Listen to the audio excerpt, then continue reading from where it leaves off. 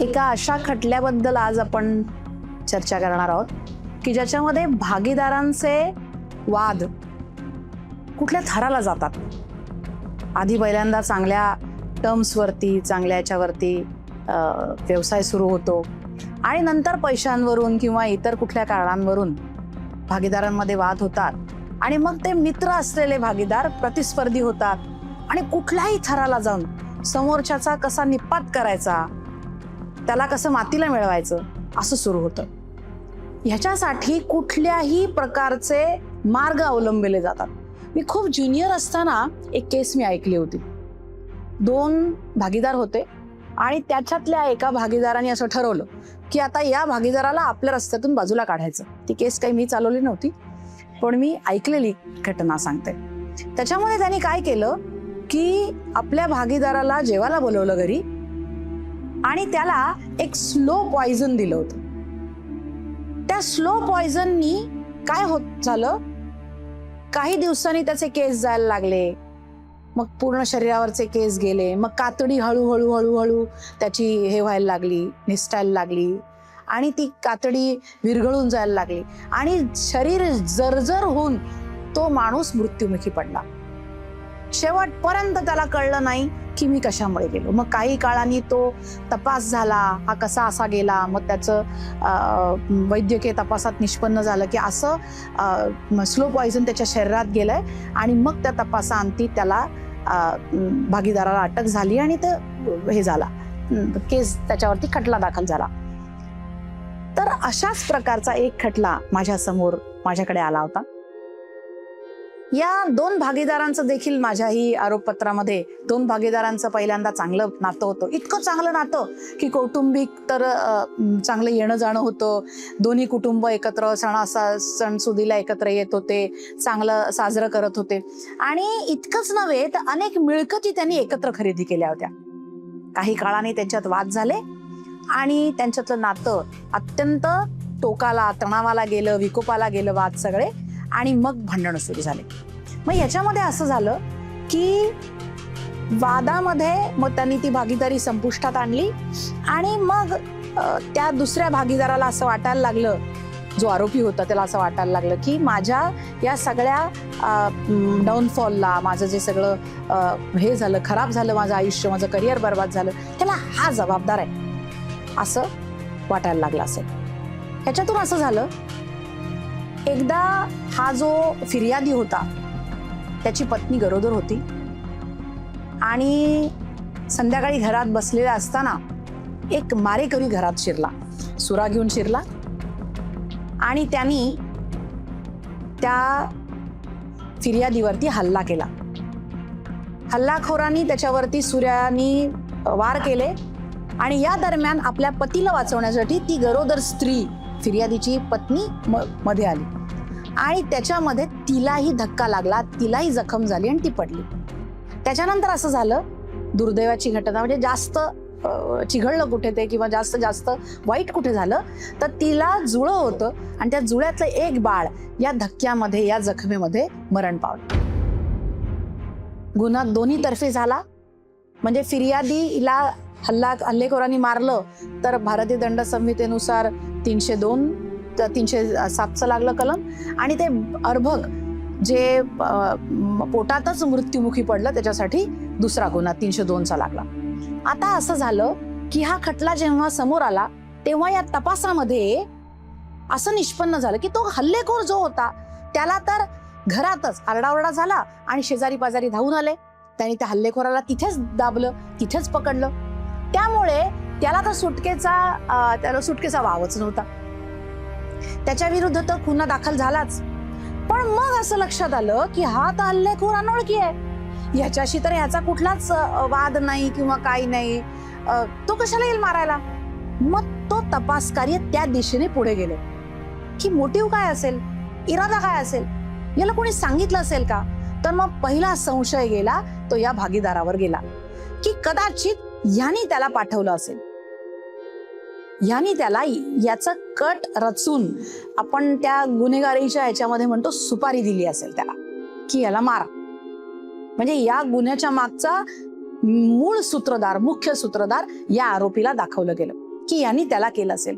तो आरोपी आणि त्याच्याबरोबरचा एक त्याचाही मित्र, अशा दोघांना सूत्रधार बनवून त्याला त्याची असं दाखवलं गेलं की त्यांनी या आरोपाची, या गुन्ह्याची सुपारी या हल्लेखोराला दिली आणि त्या हल्लेखोराला सांगितलं की ह्याच्यावरती हल्ला कर. गुन्हा चालला. या गुन्ह्यामध्ये काय काय आलं ते सांगतो.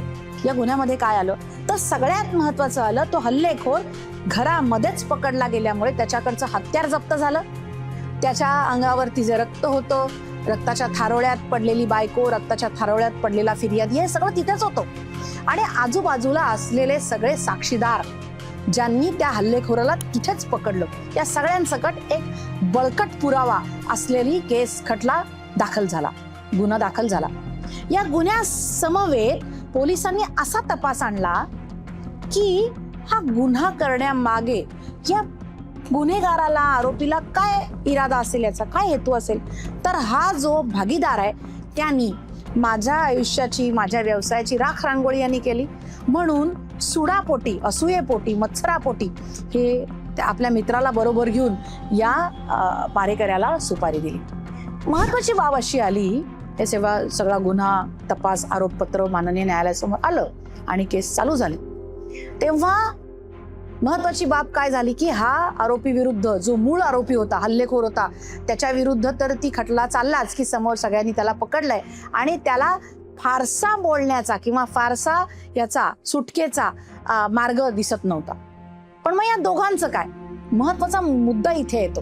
कारण काय होतं की जिथे प्रत्यक्षदर्शी साक्षी पुरावा नसतो, इथे या मूळ आरोपी विरुद्ध प्रत्यक्षदर्शी साक्षी पुरावे आहेत. ज्याला लागलं तो फिर्यादी, त्याची बायको तिकडे जखमी झाली ती बायको, असे प्रत्यक्षदर्शी साक्षीदार आहेत. बाजूच्यानी त्याला, हल्लेखोराला त्या रक्तानी माखलेल्या सूर्यासकट पकडलं, ते अप्रत्यक्षदर्शी साक्षीदार, ते सर्कमस्टन्शियल एव्हिडन्स आपण म्हणतो, म्हणजे परिस्थितीजन्य पुरावा की ज्यांनी त्याच्या सकट त्याला पकडलं, त्याच्या अंगावर रक्ताचं थारोळ आहे, रक्त आहे त्याच्यावरती, खाली रक्त पडलंय, ताब्यातच त्याला घेतलं गेलं तिथेच जागेवरती. त्याच्यामुळे त्याच्या विरुद्ध एक घट्ट बळकट पुरावा आला. मग पुरावा इकडे आला की जे दोन आरोपी यांनी कट कारस्थान केलं आणि हा मूळ म्हणजे मुख्य गुन्हा करण्यासाठी त्याला प्रवृत्त केलं, ते कसं सिद्ध करणार. तर याच्यासाठी एक खूप मोठा खटला मला आठवतो इथे. तो म्हणजे आपल्या माननीय पूर्व प्रधानमंत्री इंदिरा गांधीजी त्यांचा खटला. त्यांचा जेव्हा त्यांच्यावर हल्ला झाला आणि आपण त्यांना म्हणू, त्यांना जेव्हा मारलं गेलं, असेसिनेशन झालं त्यांचं, तेव्हा काय झालं होतं की त्यांच्याच सुरक्षा रक्षकांनी त्यांच्या विरुद्ध त्यांना मारण्यासाठी कट रचला आणि राजद्रोह तर आहेच तो, आणि त्यांनी त्याला मारण्यासाठी म्हणून त्यांनी तो कट शिजवला.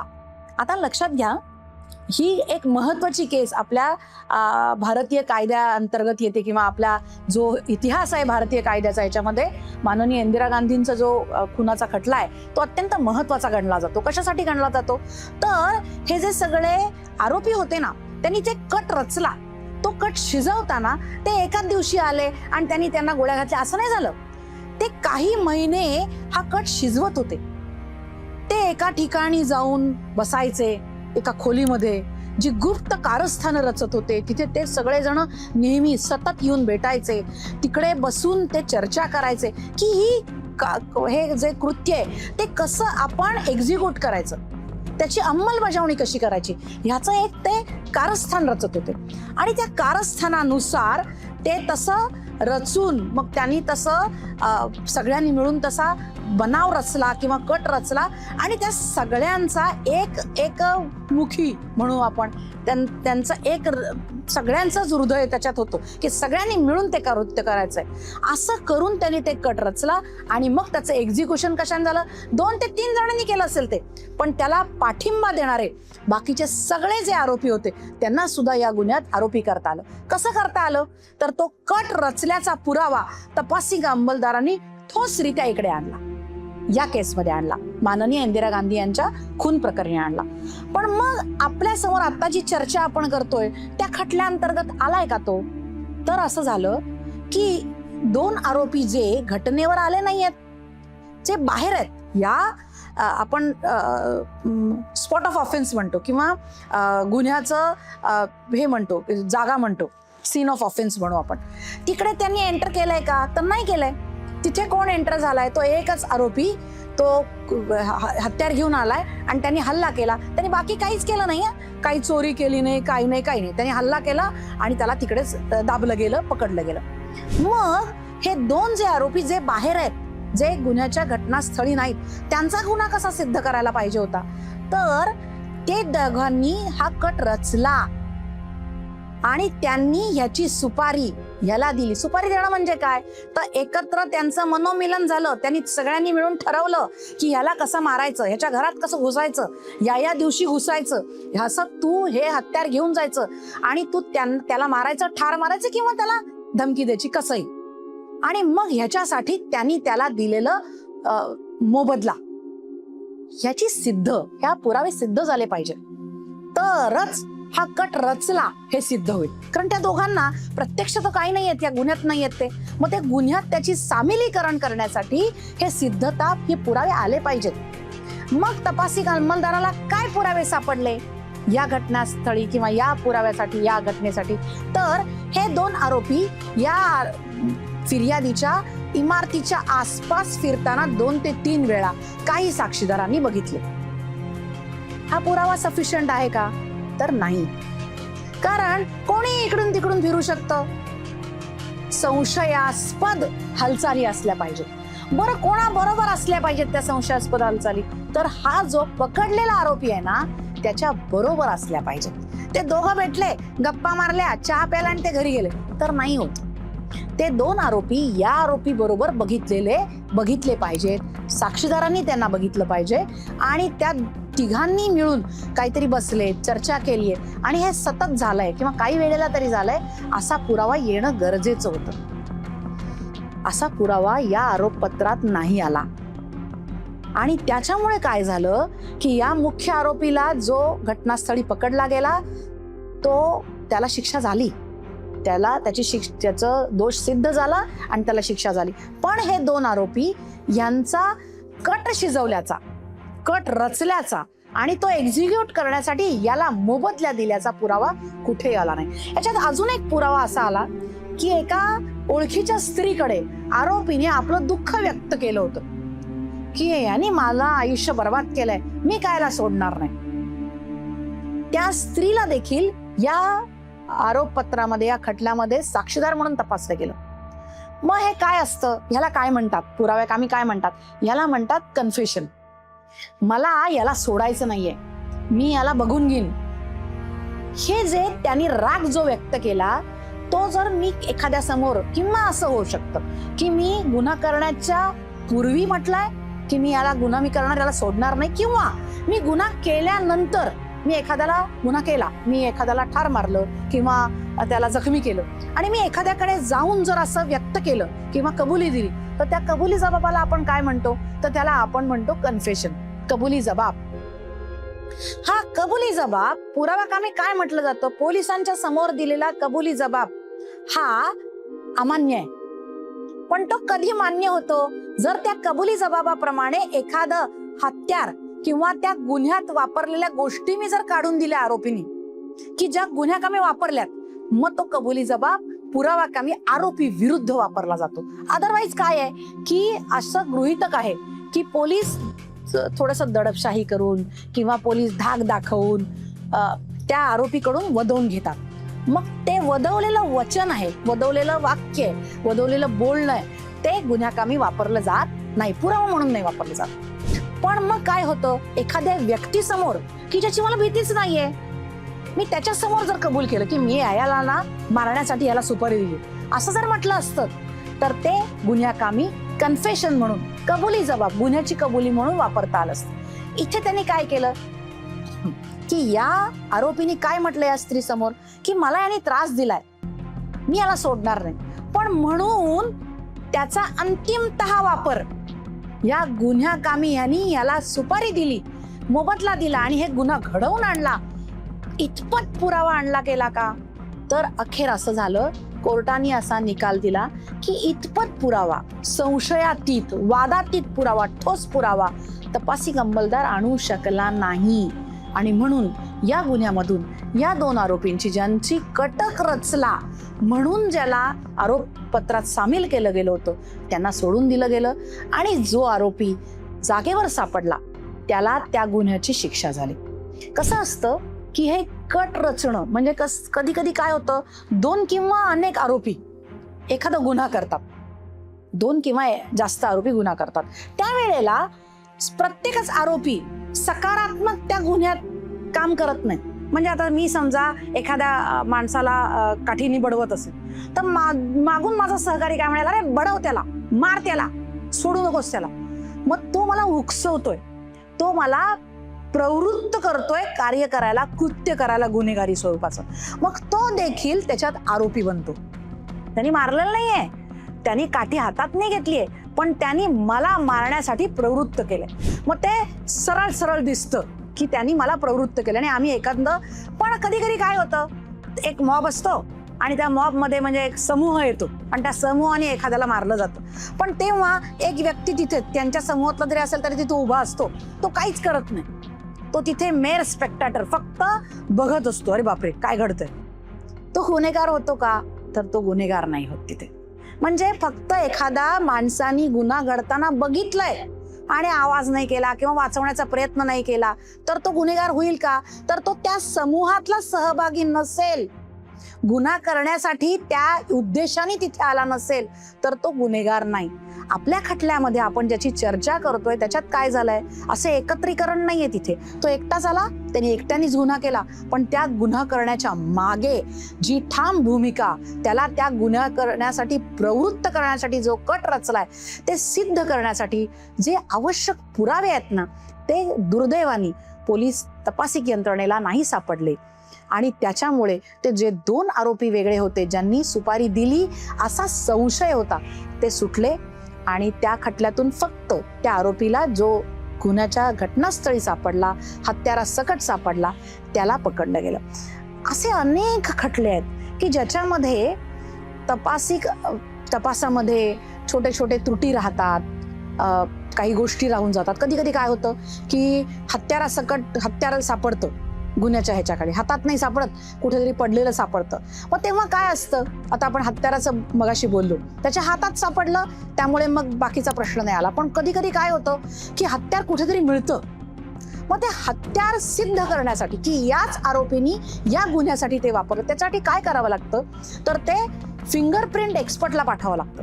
म्हणजे आपली अंगुली तज्ज्ञांना, म्हणजे माझ्याच हाताचे ठसे त्या हत्यारावर आहेत हे सिद्ध करावं लागतं.